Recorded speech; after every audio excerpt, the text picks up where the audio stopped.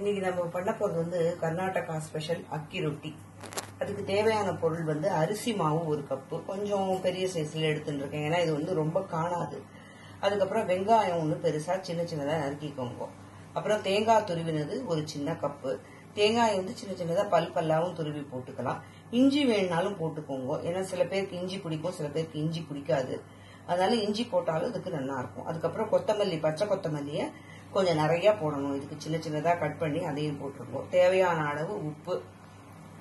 அப்புறம் இதுக்கு ஹைலைட் வந்து இந்த பச்சை மிளகா தான். அதையும் நல்லா பொடியா நறுக்கிட்டு அந்த மாவு எல்லா கலவையில போட்டுட்டு 1 ஸ்பூன் தேங்காய் எண்ணெய் விடுவோம். தேங்காய் எண்ணெய் விட்டுட்டு எல்லாத்தையும் நல்லா கலந்து வச்சுக்கோங்க.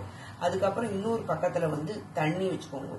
அது நல்லா கொதிக்கட்டும். நல்லா கொதிச்ச பிறகு இதுக்கு அளவெல்லாம் கிடையாது. நல்லா ஒரு பெரிய பாத்திரத்திலேயே எல்லாத்தையும் கொட்டிட்டு இந்த கலவையோட சேர்த்து கொஞ்சம் கொஞ்சமா விட்டுட்டு கொஞ்சம் கெட்டியாவே பிசைஞ்சுக்கோங்க. ரொம்ப லூஸா இருந்தா தட்டிட்டு உங்களால எடுக்க வராது.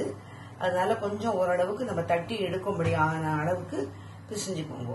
இது வந்து வாழை இலை இருந்ததுன்னா அதுல வந்து நம்ம நல்லா தட்டிட்டு அதுக்கப்புறம் அடுப்புல அப்படியே வச்சு தோசைக்கல் மேல வச்சோம்னா உங்களுக்கு அது ஈஸியா எடுக்க வரும். இப்ப என்கிட்ட அது இல்லாததுனால நான் ஒரு பிளாஸ்டிக் கவர்ல எண்ணெய் தடவிண்டு அதுல தட்டிட்டு நான் போட்டு எடுத்துட்டு இருக்கேன்.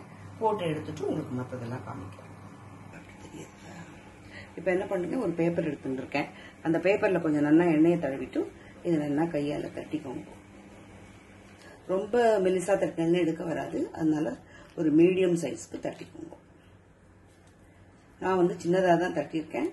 நீங்க வந்து எவ்வளவு பெருசு வேணுமோ அவ்வளவு பெருசு தட்டிக்கலாம்.